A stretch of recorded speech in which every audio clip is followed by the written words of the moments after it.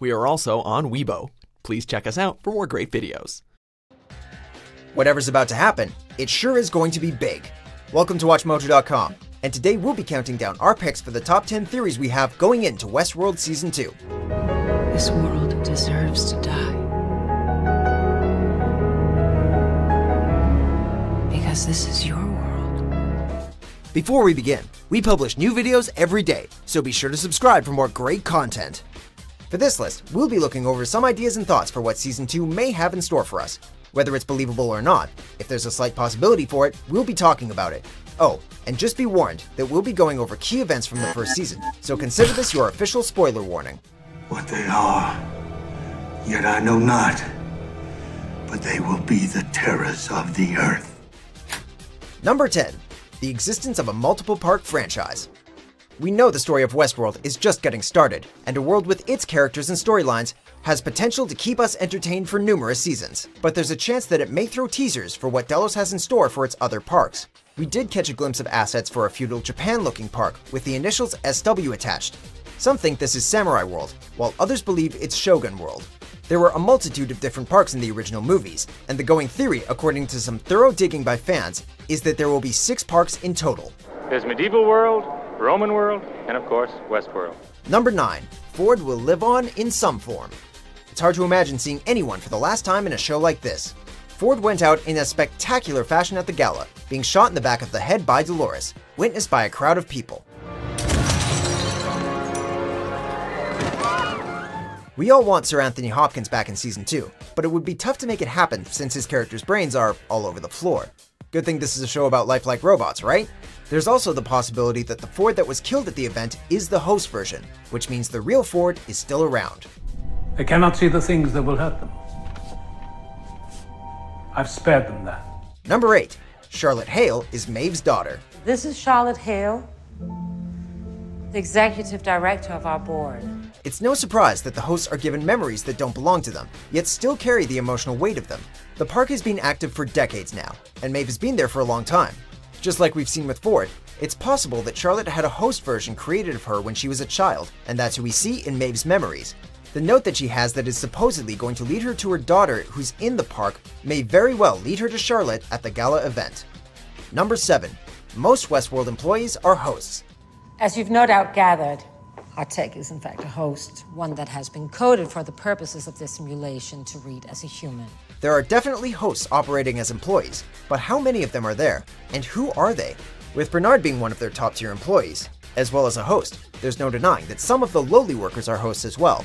With the awareness they seem to be acquiring, complications will arise when they start to question their own identity and the place they are currently in.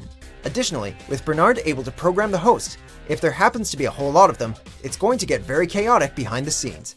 Like I said, I built all of this. Number 6. We'll find out what Abernathy was up to. What is your itinerary?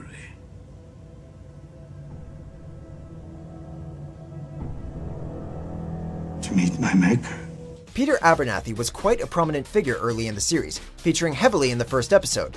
His discovery of the photo of the outside world triggers something within, signifying either that his code has been altered, or, like others, he was starting to become self-aware.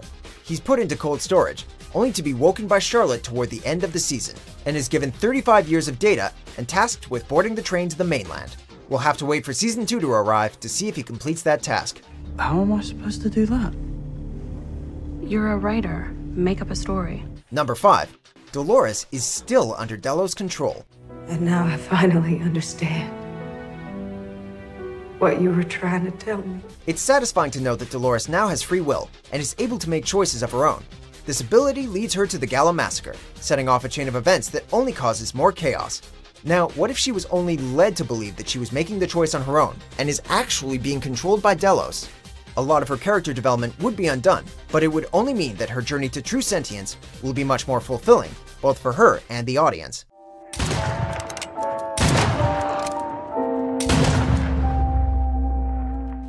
Number 4. The park is set on another planet. So when do you get to rotate home again? Westworld is huge, and if the possibility that there are other parks becomes an actuality, then where the hell is Delos getting all this space? we do see references to the outside world being labeled as the mainland, which may hint at the park taking place on a remote island. But what if it's actually a whole other planet? It's the future, so we'd expect space travel and colonization to be advanced enough to make it possible, and the company has billions upon billions of dollars, so the idea of a different planet doesn't sound too crazy. Number 3. All the hosts are replicas of real humans.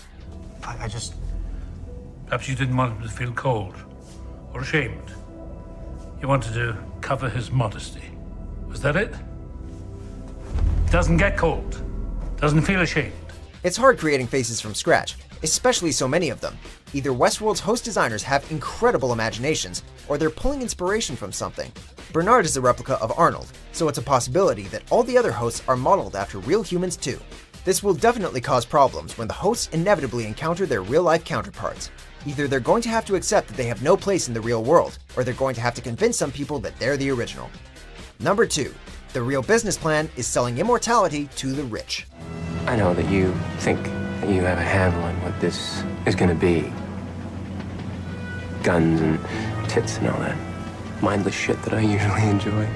This one's a long shot, but it's quite plausible once you really think about it.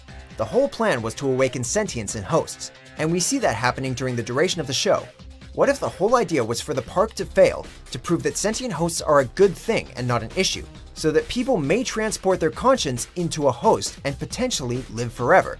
Now, we don't see anything about conscience transfers happening or referred to, but it could be a possibility in the future. From the ashes, build a new world.